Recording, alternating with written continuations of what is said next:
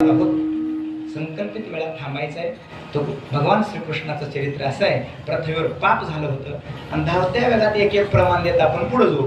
आणि बघा यमुन पृथ्वीवर पाप झाला, देवाचा जन्म कवा यदा यदा किंवा किंवा समूळ धर्माची वाडीमोडी अधर्माची शिगचड येतोय तुझा अवतार धरणीकडे भक्त साकडे फेडावया. पृथ्वीवर फार पाप झालं, वत्स रूपाने पृथ्वी ब्रह्मदेवाजवळ गेली आणि सर्व आहे ना संतांनी आहे ना आणि देवलोकांनी देवाचा धावा केला, मोठ्या देवाचा धावा केला. काय धावा केला? श्री अनंता मधुसूदना पद्मनाभा नारायणा जगव्यापका जनार्दनानंद घना विनाशा सकळ देवादि देवा महानंदा महानुभवा सदाशिवा चक्रधरा विश्वंभरा पूर्णांतरा शिरसागरा शेषेना ममरेणा कमलापती कामिनी मोहना मदनमूर्ती भवतारका धर्त्याक्षिती वामनमूर्ती त्रिविक्रमादाय सगुणा निर्गुण जगजनित्या जगजीवना वसुदेव देवकी नंदना वासनामना मज ठावले आवाज चरणी हे चिकरित सेविरावली सोडवावी. देवा कंसासारखे दुराचारी लोक मारतेत रे असं म्हणल्याबरोबर देवाने सांगितलं घाबरू नका, मी तुम्हाला सांभाळल्याशिवाय राहणार नाही. वरून देवाने अभय दान दिलं, आकाशवाणी झाली, देववाणी झाली. आणि देववाणी झाल्याच्या नंतर कंसाच्या बंदीशाळेमध्ये एवढा मोठा परमात्मा 8 वर्षाची मूर्ती होऊन जन्माला आला. आल्याबरोबर देवकी मातेनं सांगितलं देवाला, देवा अरे एवढा 8 वर्षाची मूर्ती म्हटल्याच्या नंतर मागच्या अनंत जन्माचा संकल्प आहे, तुझा लिकरू होईल, बाळ होईल म्हणून संकल्प आहे. लिकरू कोण म्हणत? 8 वर्षाचं कुठं लिकरू राहते, बाळ राहते का? म्हणल्याबरोबर देव लहान झाले आणि लहान झाल्याबरोबर कंसाच्या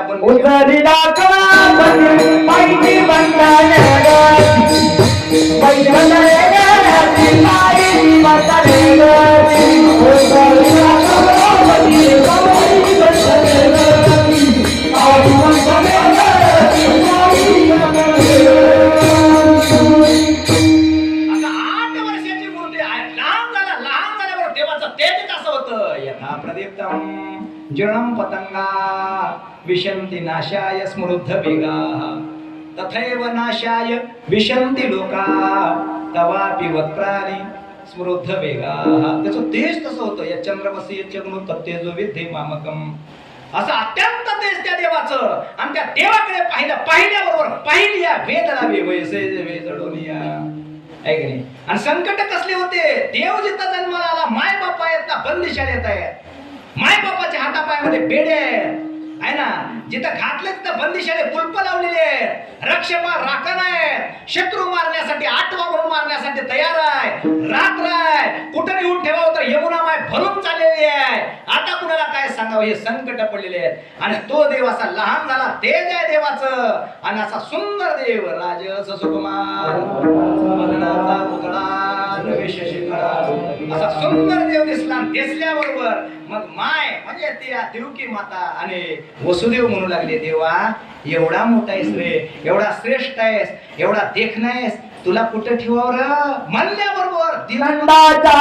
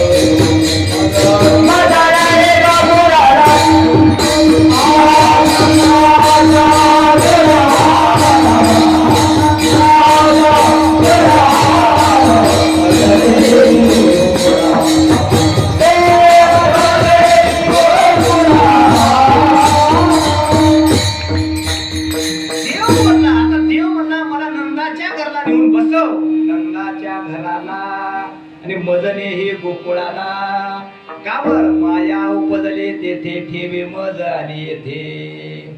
तर देव किती असेल, ह्या देवासारखा कडू आणि ह्या देवासारखा गोड ह्या जगात नाही. मायबाप बंदी शाळेत आहेत, ह्याला घेऊन चला म्हणावं का तिकडे जाऊ आपण म्हणावं, किंवा ह्याला मारून जाऊ, कंसाला मारून जाऊ, असं आहे का? नाही, मला नेऊन ठेवा. म्हणजे ह्याचे कारणच वेगळे आहे. देवकी अगोदर वाहिला, यशोदे सायासे पाहिला आणि शेकी उपयोगा गेला पांडवासे. देवकीच्या पोटात वाहिला आणि यशोदेनं सायासानं पाळलं आणि पांडवाच्या उपयोगाला गेला. खायचं कण गेला आणि गायचं इरल्याला, घरचं खायचं आणि कीर्तनात नाचायचं. असलं सगळं येड्याचा बाजार सगळा असलं होतं देवाचं. बरं, ह्याला माया पैकी एक माया काय, किती माया येतात? माया दोन आहे का नाही?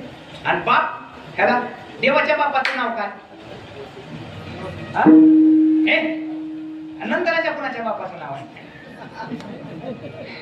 कोणी म्हणते नंदाचा, कोणी म्हणते वसुदेवाचा, आहे का? ठावचे नाही बापाचा. का बरं असं दोन बाप म्हणले असतील? दोन बाप होतील साहेब, दोन बाप कावर म्हणते? लबाड बोलणाऱ्या माणसाला दोन बापाचं म्हणते. आणि हे आमचा लबाड होतं म्हणून त्याला दोन बापाचं म्हणत होते विचार.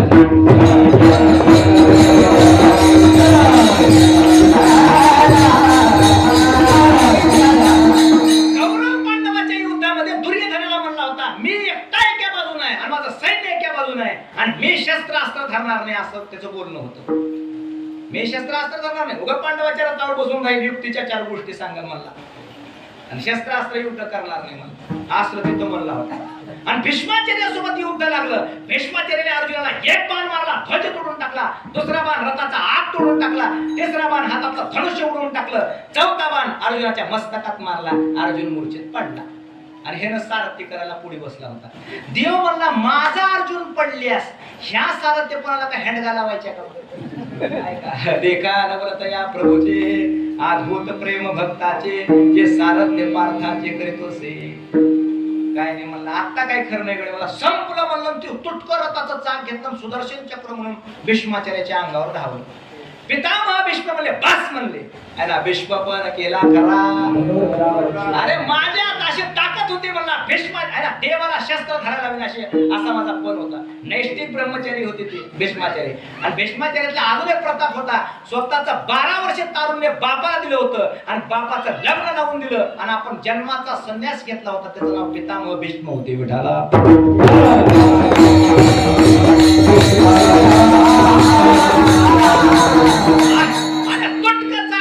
घेतलं आणि पळत सुटला त्या भीष्माचार्याच्या अंगावर. भीष्म पितामह भीष्म म्हणले, बस म्हणले. धनुष्य टिकवलं, झाला म्हणले पण माझा खरा. भीष्म पण तुला धनुष्य हातात शस्त्र घ्यायला लावीन म्हणलं होतं ना, घेतलास. कस काय घेतलास? देवानं म्हणला घेत आहोत, आणि तेव्हा घेत नाही म्हणला होतास की माझ्या भक्तावर संकट येत नाही तेव्हा असंच बोलता म्हणला. पण भक्तावर संकट आल्यास मला कोणी कळत नाही म्हणला, मी पळतच धावता म्हणला. मग भीष्माचार्याने शास्त्र काढून सांगितले, डबल बोलणारा माणूस असतंय त्याला शास्त्रात शिवी आहे, दोन बापाचं म्हणते. मग तू डबल बोललास, तुला काय म्हणावं लागेल आता? काय मग देव म्हणले, माझ्या अर्जुनाला वाचवण्यासाठी मी डबल बोलला, आता दोन बापाचं म्हण, नाही तर तुला काय म्हणायचे ते म्हण. पण तेव्हापासून कोणी म्हणते नंदाचा, कोणी म्हणते वसुदेवाचा. देवानं शिवी आहे ना भक्तासाठी घेतली आहे. मग भक्त त्याला फार आवडतात, तेही प्राणापर होते, आवडते हे मज निरुते, जे भक्त चरित्रात ते माझ्या भक्ताचं चरित्र जरी ऐकलं तर ते मला जीवापेक्षा जास्त आवडतात, भगवान बोलले. आणि मग उचल म्हटल्याबरोबर देवाला उचललं. उचलेला कमळापती पायीचे बंधने गळते. आणि रक्षपाळ, अरे नेहा मला म्हटल्याबरोबर मनसे रक्षपाळ देव्या मोहिले सकळ. ते रक्षपाळ असे झोपले होते, पिऊन झोपले होते. रक्षपाळ पिऊन झोपले होते. काय पिऊन झोपले होते नाही का माहित? तिथं दुकान फिकान आहे का नाही या गावात? ते दुकानातलं पिऊन झोपले होते. मनसे रक्षपाळ देव्या पादगुणी निजविले सकळ, ते पिऊन झोपले. बर, मग बाहेर आले, बाहेर मन टोपलीत घेतले, बाहेर आले. रात्र आहे, मंद मंद पाऊस पडतोय. यमुना माय भरून चालली आहे. यमुना माईला इतका आनंद वाटला, वाह एवढा मोठा परमात्मा जगाचं पाप ताप आजपर्यंत धारण केलंय, एवढा मोठा देव येणार आणि देवाच्या चरणस्पर्शाने माझे पाप निघून जाणार. उजळले भाग्य आता अवघे चंदा मारले, अरे संत दर्शने हाला होता. वा वा वा वा, तू का म्हणे जन्म आल्याचे सार्थक. यमुना माईला वाटलं वसुदेवाने देवाला टोपलीत घेतलेला आहे आणि देव सर्व ओळखत आहे. पाण्यामध्ये प्रवेश केला, देवाच्या आहे ना, वसुदेवाच्या टोपलीत परमात्मा आहे. कमरे इतका, छाती इतका, गळे इतकं पाणी आहे.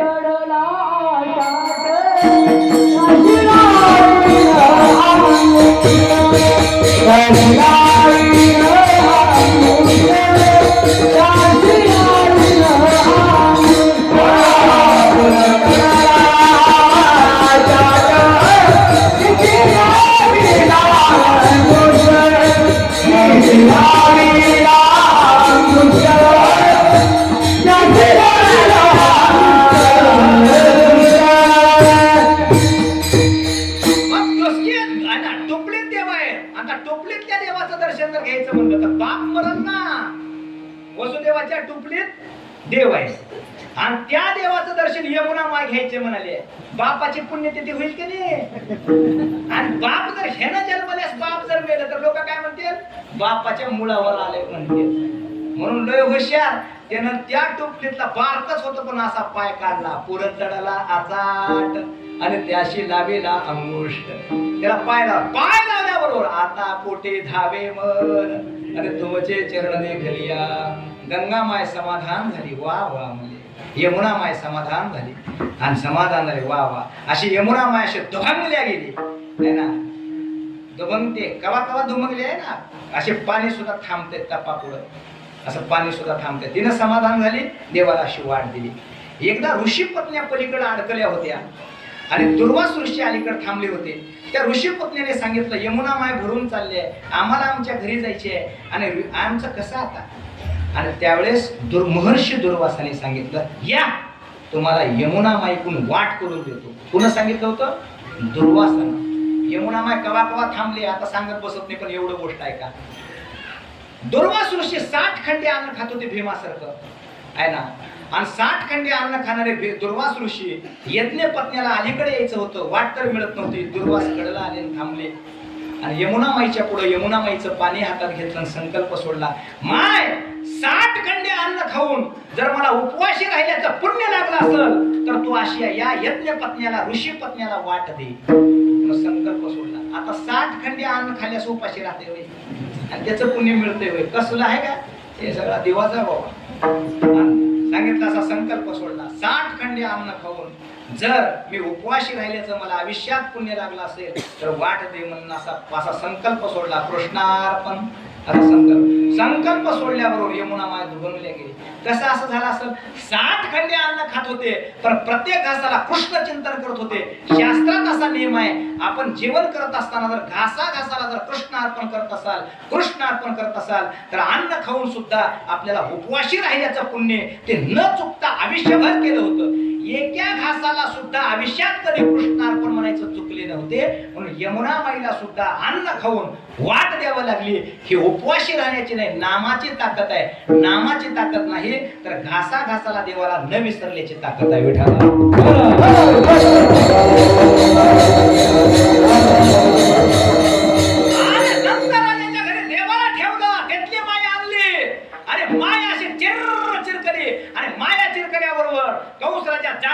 पळत आला. माझा 8वा वैरी असं त्याला वाटलं. 6 मारले होते, 7वा योग मारलेला होता. लेकरं मारण्याची प्रॅक्टिस झाली होती. पळत खाली आला, त्या मायेला असा पायाकून धरला, असा पायाकून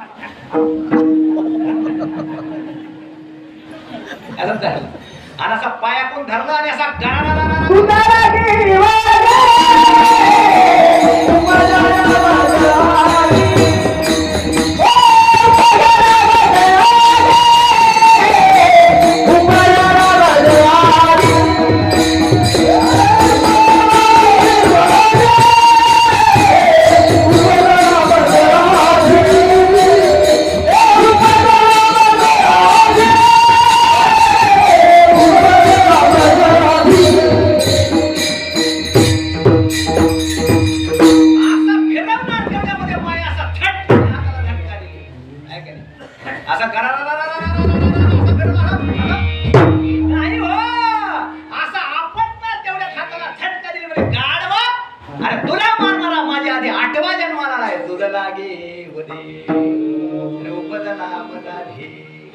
तुला मारणारा 8वा माझ्या आधी जन्माला आलाय. म्हणलं म्हणल्याबरोबर कृष्ण गोकुळी जन्मला दुष्टा झळका सुटला होता कृष्णाचा अवतार आनंद करती घरोघरा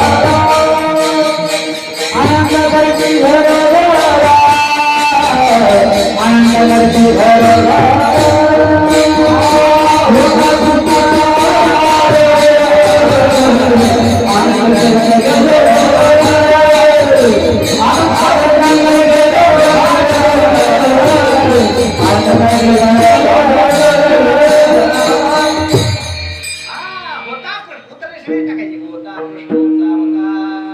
अरे आनंद करते घरोघर सदा नाम वाचे गाते.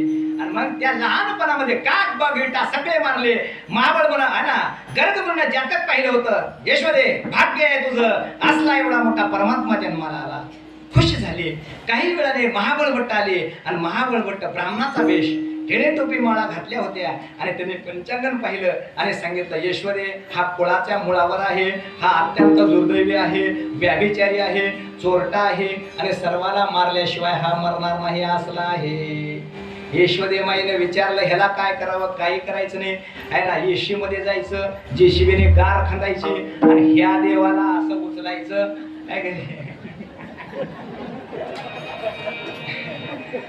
मध्ये घालायचं असं म्हणल्या बरोबर.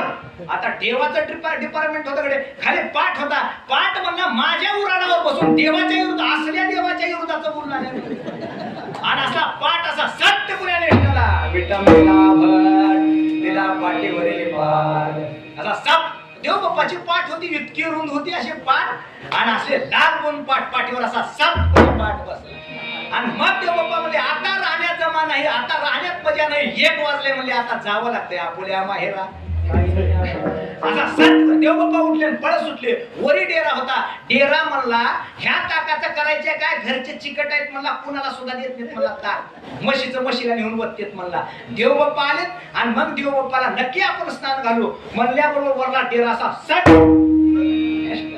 नॅशनल देव बाप्पाच्या अंगावर स्नान झालं.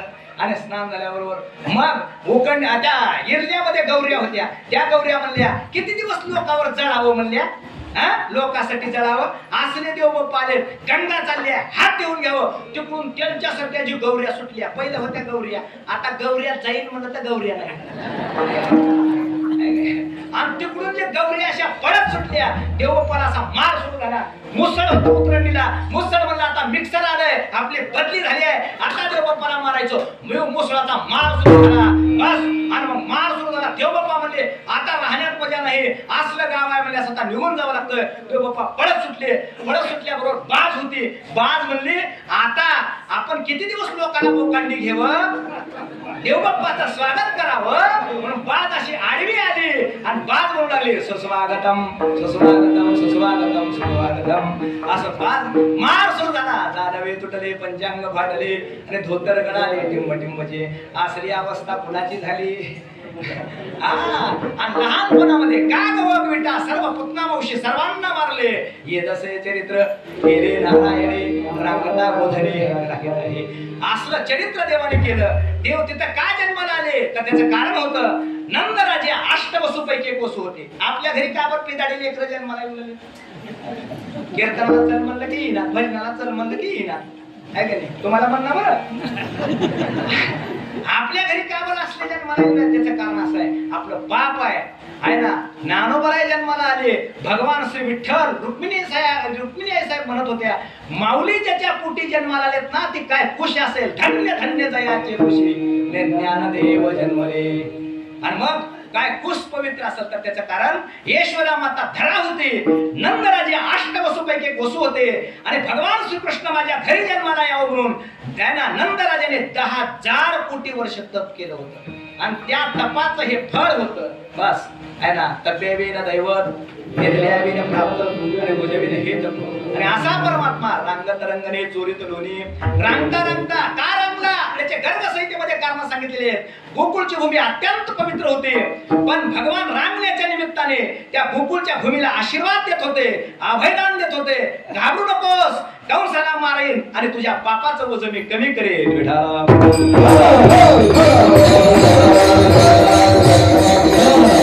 अरे देवा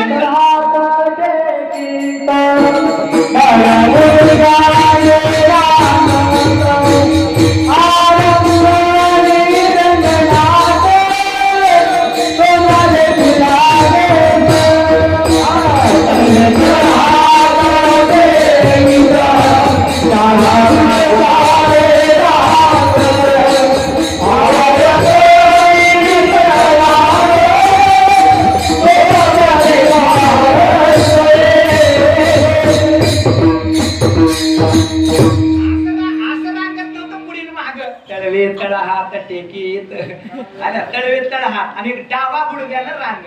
रंगात बघितलं पण नाही आहे ना, लग्नात येते बघा रंगनात हायता कुठे टाकून दिला मुडीवर घातला. तळवे त्याचा बघा, तळवे तळ हात टेकीत डाव्या गुडघ्याने रांगत. रांगला त्याची कारण सांगितली. रांगता रांगता माती खाल्ला. माती का खाल्ली त्याचे 14 कारण आहेत, पण त्याच्यातलं एक कारण सांगतो. भगवान परमात्मा अनंत ब्रह्मांडाचा राजे आहे आणि पृथ्वी सर्व फळाचा राजे आहे. याच पृथ्वीवर खरं तिखट आंबट गोड सगळी फळं तयार होतात. मिरची बी इथंच तयार होते, हुस बी इथंच तयार होते, एक या वाप्यात आहे की नाही. मग सर्व फळाचा राजा पृथ्वी आणि अनंत ब्रह्मांडाचा राजा भगवान श्रीकृष्ण. राजानं राजाचं स्वागत केलं म्हणजे प्रभूंनी माती खाल्ली विठाला.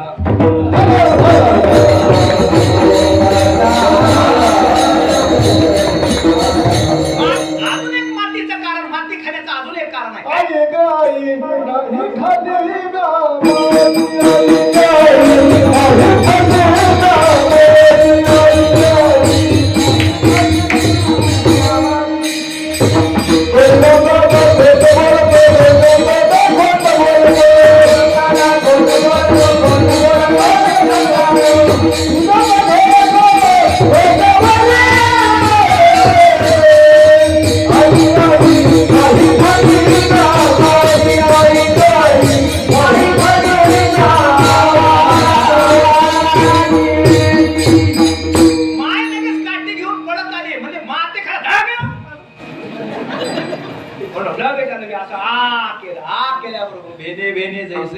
मुखी झाडा द्यावया झेनेमिशे 14 हे भुवने सावकाशी धाविले ते.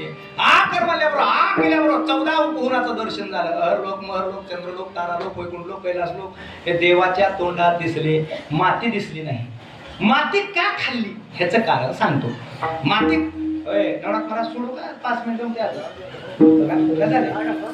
तिकडे शिस्त्यासोबत चलते म्हणायचं. 5 मिनिट ऐका. माती खाली त्याचं कारण होतं पृथ्वी देवाला उद्या यमुनेच्या काठावर काला खेळ खेळत असताना गोरगरिबाच्या गोपाळाच्या लाता लागणार होत्या.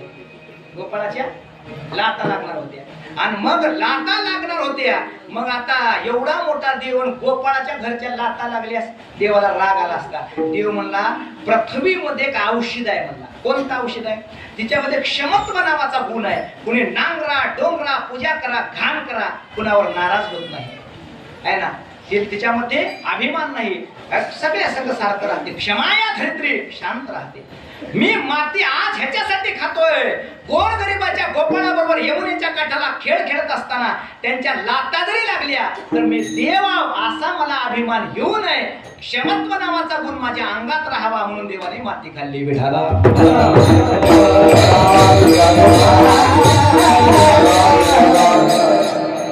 हीच कीर्तन 2 ठिकाणी करावं म्हणलं होतं. थोडं तिथं सुद्धा करावं लागलं, पण तुम्ही लई खोडील. हेच आता एक पोस्टर केल्यास पुढलं नाही नाही म्हणले अजिबात नाही. ते इतकंच होवं लागतंय सगळं. एवढं तर मग घेतलं बी मला आता इथंच करायचे. मग अशी माती खाल्ली आणि माती खाल्ल्याबरोबर अशा गोष्टी बऱ्याच देवाने केल्याबरोबर रांगाचं रंगणे हे सगळं झाल्याबरोबर सगळ्या गवळणीला देवाला पाहिलं. गवळण सांगे गवळणीला पुत्र झाला ईश्वरी एक झाले ते एके पुढे ताटी वाटी सुंटोळे. आणि भगवान म्हणले आता काही कामाचं नाही, लई दिवस राहुनी म्हणले इथं. आणि शेवटचा आहे ना दाढी विणीचे गाठ बांधले आणि ते गवळण गावची डॉन घरची डॉन होती. असली गवळण मजबूत होते आहे का नाही. 1.25 क्विंटलची गवळण होती. लग्नात येताना अशी उग रोड होती, अशी बारकीच होती, पण पुन्हा आल्यास इथलं सगळ्याला पिळून खाऊन असले मजबूत झालते. पिटीला पाहिजे तर काय आता असली मजबूत गवळण झालती. आणि मग ऐकत नव्हते. 7 फूट उंचीची गवळण होती आणि नवरा उगा असा होता, असा रोड होता. दाढी विणीची अशी गाठ बांधली. 4 फुटाचा गवळी 7 फुटाची गवळण. दाढी विणीची गाठ बांधली. सोडाय गेलं तर सुटना, कापाय गेलं तर कापना. आणि घरातल्या घरात भांडण लागलं. आता नवरा बायकोचं भांडण झालं का तुमचं? नाही. मग ह्या जर खराडशीत गवसले असतं काही गरज नाही मग दाढी विणीची अशी गाठ बांधल्याबरोबर घरातल्या घरात वरात ते बारके बारके लेकर होते, असले गोपाळ होते. खिडकीतून सोबण्यातून बघू लागले आणि जी गवळण एवढ्या डामाडौलानं थाटानं बोलत होते, तिचं काहीच चालना गेलंय आहे का नाही. आणि ती गवळी ही गवळण मग घरातल्या घरात अशी वरात निघाल्या, घरातल्या घरात काकीची वरात घरातल्या घरात. गवळी म्हणला का पाय गेलं तर का पुन्हा गेलंय.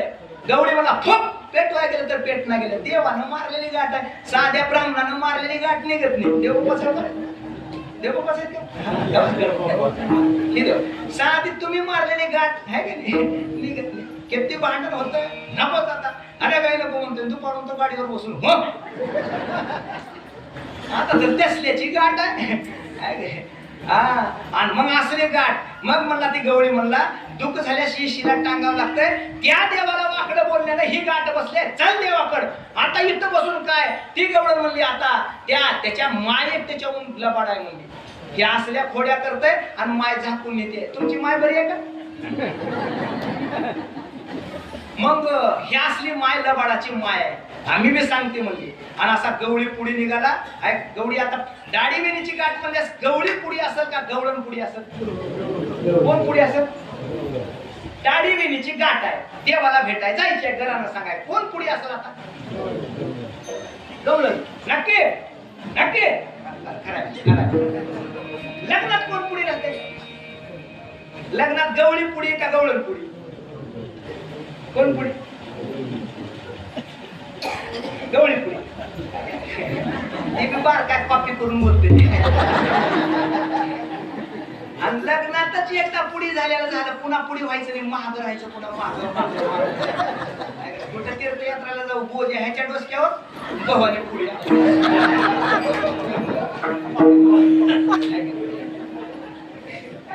दिंडीत मी गेला तर माईला घेऊन जाय ना. आमच्या हे आमचे रोज जरा एकटा जाऊन ये जाय ना तिकडे आपलं कुठं राहतं. काकीची वरात घरातल्या घरात. गवळी म्हणला इथं वरात काढायचं नाही, चल देवाकड. देवाकड निघाले. गवळी असा रोड होता माग 4.5 फुटाचा गवळी, 7 फुटाची गवळण, गाडी विणीची गाठ, बेजारी तशीच. कसली बेजारी आहे हो. आपल्याकडे बघितल्यास किती बेजारी वाटतं. मग असली बेजारी निघाले गवळ निघाले देवाकडे. आणि देवाला म्हणले देव तिकडे म्हणाला यशोदेला माय गाव काय आपलं धन नाही म्हणला. काय नाही म्हणला माझ्यावर काय यायचं ते सारे डावा डोळा फडफड करू लागला मला.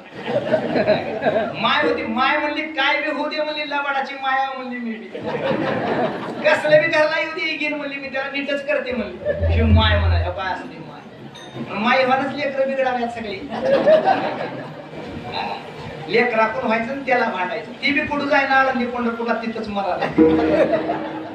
आणि मग निघाल्याबरोबर ती गवळी महाग एवढं झालंय. त्या गवळणीच्या पाठीवर दाढी वेळीची गाठ कोणाला दिसणार. आणि ती वरात निघाल्यावर बारके असली गोपाळ होते म्हणले काकीच्या वरातीला डाल बी नाही काही नाही आणणार पराती आणणार खाना कशा पाहिजे अशा खाना वाजवीत निघाल्याबरोबर तिकडं लगेच देव म्हणला त्या पेंद्या अरे म्हणला ते घराला येऊन आले म्हणला लातूरला जा आवरा त्याच्या दुकानातले नस आण आणि गवळण करायला सांगताना टाक तिच्या नाकात काय पेंद्या ऐकिण्यातला होता. आता बघा नस आता का आता नस आणली आणि गवळण आता म्हणली दे आता यशोदेला सांगते म्हणली आमची दाढी विणीची गाड बांधले असं सांगते म्हणली. आणि तंतना करीत पेंद्या नस घेऊन थांबला होता. आणि देव आईच्या काकत बसून माहडीतून बघत होता. हे वाजत तिकडे गेलं. बघत असताना पेंद्याजवळ थांबला होता. हे त्या गवळणीला राग आला होता. गवळण म्हणली यशोदे म्हणल्यावर नाकात नस असं छाप टाकल्याबरोबर तिला नस टाकल्यास असं होतंय शिंक आल्याशिवाय थांबत नाही. आणि हिला काय शिंक येईना. गवळी पाठीवर ताटून गेलंय करत भरले ती ताटून गेलंय. आणि अशी नस टाकली. आणि नस टाकल्याबरोबर यशोदा म्हणली काय म्हणालीस आता बोललीस काय बोलली होतीस कसल्या नवऱ्याला थाकात ठेवली होतीस बोलायला काय झालं तुला का झटका फिटका आलाय असं ती यशोदा म्हणाली. आणि हिला काही सांगाई ना का बरं सांगाई ना नस आणि शिंक हीच ना गेली. आणि तसली ताकददार गवळण शिंक कसली येईल का साधी येईल का काय म्हणालीस तेवढ्यामध्ये 8 वाजले होते तिकडून सूर्याचं किरण पडलं होतं आणि त्या सूर्याकडे बघितल्यात काय म्हणालीस म्हणल्याबरोबर असली शिंक आली गवळी मागत ताटून बसलं होतं जेवायसाठी असं ताटून बसलं होतं गवळी असं ताटून बसलं होतं अशी शिंक आली काय म्हणालीस म्हणल्याबरोबर असं शिंकल्याबरोबर मागला गवळी असं साप पुण्या पडला मग तिला कळालं हे आमच्या कडूची कारागिरी झाली आहे काय करे मन मात्र कळालं आता गावात राहू नको उद्या जाईल सगळे घेऊन बेंद्या वाकड्या सुद्धा सर्व गोपाळ घेतले यमुनेच्या काठावर हिंदू दांडू चेंडू चेंडू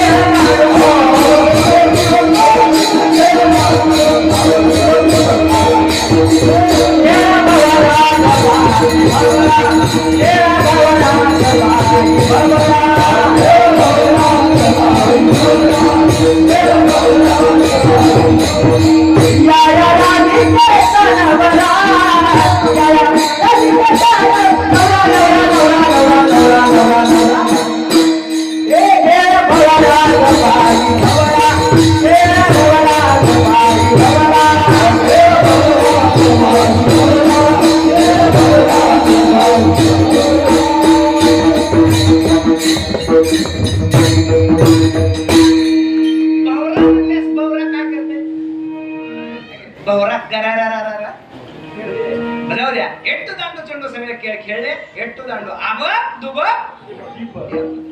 पहिले खेळ होती गड्याची खेळ होते आता खेळच राहिले घरात किरकिर करणे आणि मोबाईल बघत बसले असला खेळ होता आणि मग खेळ खेळल्याच्या नंतर बारके बारके गोपाळ म्हणले खांदे भार कोटी भोग काय खेळ काय कीर्तनाचे सो होय अजून 1-2 तास चल देऊ का एक घंट्यावर चल देऊ का हा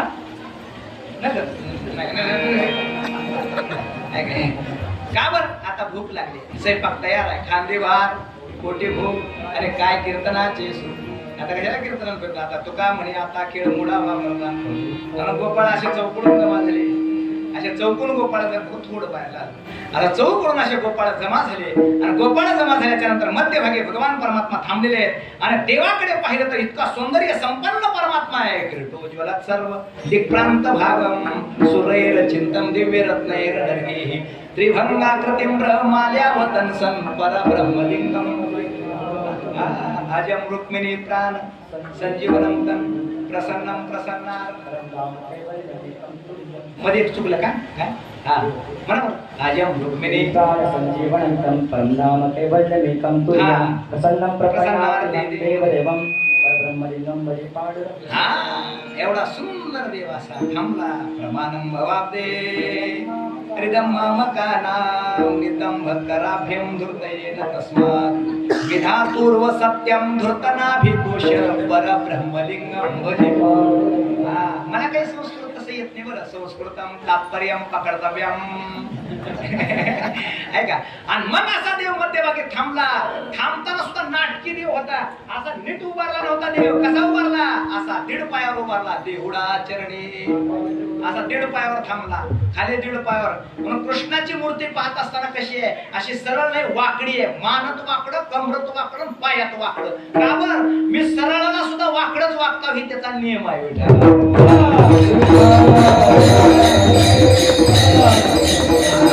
काय देहुडा चरणी वाजवितो विनू गोपिका रमणो स्वामी माझा. असा दीड पायावर देव थांबलेला आहे. त्रिभंगे देहुडा ठाण मांडोलिया माय कल्पद्रुमा तळे वेणू वाजवितो आहे. असा थांबला देव. आणि थांबल्याच्या नंतर देवाच्या पायाकडे पाहिलं तर पायाकडे पाहिल्याच्या नंतर पायाकडे पाय तर दिसलेच, समपाय असे पाय दिसले. पण पायाच्या जवळ कोण होतं? लक्ष्मी होती आहे ना. पाय ठेवावयाची या दैवा पात्र झाली. जगातलं ऐश्वर्य होते. जगातलं ऐश्वर्य म्हणजे पैसा आणि ती पैसा म्हणजे लक्ष्मी. ती लक्ष्मी भगवंताच्या पायाजवळ होती. मग सर्वस्व करून सेवा अभिमान सांडून पांडवा अरे पाय ठेवावयाची या दैवा पात्र झाली. पायाकडे लक्ष्मी. देवाच्या काशेला पाहिलं तर कोटी सूर्याचा तेज असला पितांबर होता. कमरेकडे पाहिलं तर आधव उर्धव दिसत होतं. देवाच्या पोटाकडे पाहिलं तर नाभी कमली ब्रह्म याचं जन्मस्थान दिसत होतं. देवाच्या पोटात पाहिलं तर आनंद ब्रह्मांडे उदरे हरिहा बालक नंदा घरे. देवाच्या पोटात आनंद ब्रह्मांड आहे असं दिसत होतं. देवाच्या हृदयाकडे पाहिलं तर बाहेरून तुळशीच्या माळा लोंबत होत्या. आत पाहिलं देवाच्या तर भृगु ऋषीने मारलेली लाट दिसत होती. हृदये पदक शोभे श्रीवत्सलांचन. ब्राह्मणाची लाट देवाने आदराने हृदयावर आता सुद्धा धारण केलेली आहे. हृदय पदक शोभे श्रीवत्सलांचन. आणि देवाच्या हृदयामध्ये पाहिलं तर मध्ये निव्वळ भक्ताची यादी होती. ज्ञानोबराय, नामदेवराय, चोखोबराय, निळोबराय, दादासाहेब, काका महाराज हे सर्व संत देवाच्या हृदयात होते. असं पाहिलं. देवाच्या कंठाकडे पाहिलं तर 4 वेद सुस्कार्या टाकत होते. ऋग्वेद, यजुर्वेद, अथर्ववेद आणि सामवेद देवाच्या श्वासापासून बाहेर पडत होते. देवाच्या आहे ना देवाच्या ओठाकडे पाहिलं तर आधवृर्धव दिसत होतं. आणि देवाच्या कपाळाकडे पाहिलं तर विश्वाचं श्रद्धास्थान देवाचं कपाळ दिसत होतं आहे ना. प्रयाण कालेच मनसा चलेन भक्त्या युक्तो योग बलेन चैव भ्रोर मध्ये प्राणमावेश संवेग सतम परम पुरुषे मुपैते दिव्यम. असा अत्यंत सौंदर्य संपन्न परमात्मा पाहिला. इंद्र चंद्र सर्व देव काल्याचे असे देव जडे झाले मासे अरे पोसून या.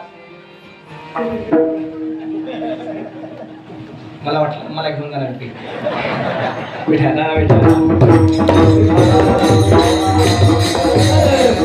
अरे हे इंद्रचंद्र सर्व देव असे बाहेरून थांबले होते. देव म्हणला आपल्या गोपाळाला काला घेऊन या.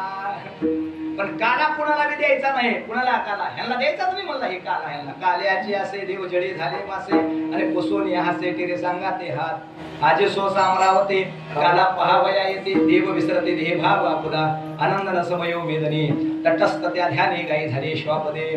देव मध्यभागी थांबले आणि देव थांबले आणि देव म्हणले बघा माझे गडी कोण कोण अरे निवडा भिन्न यातुनी.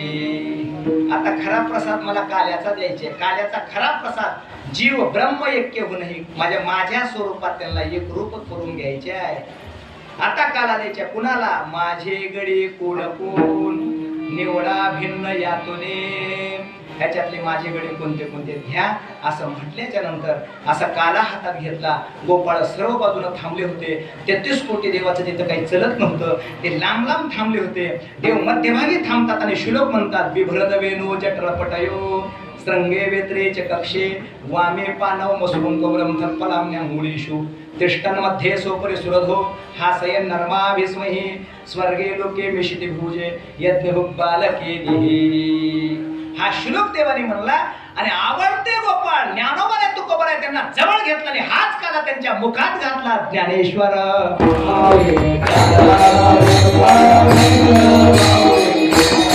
Hare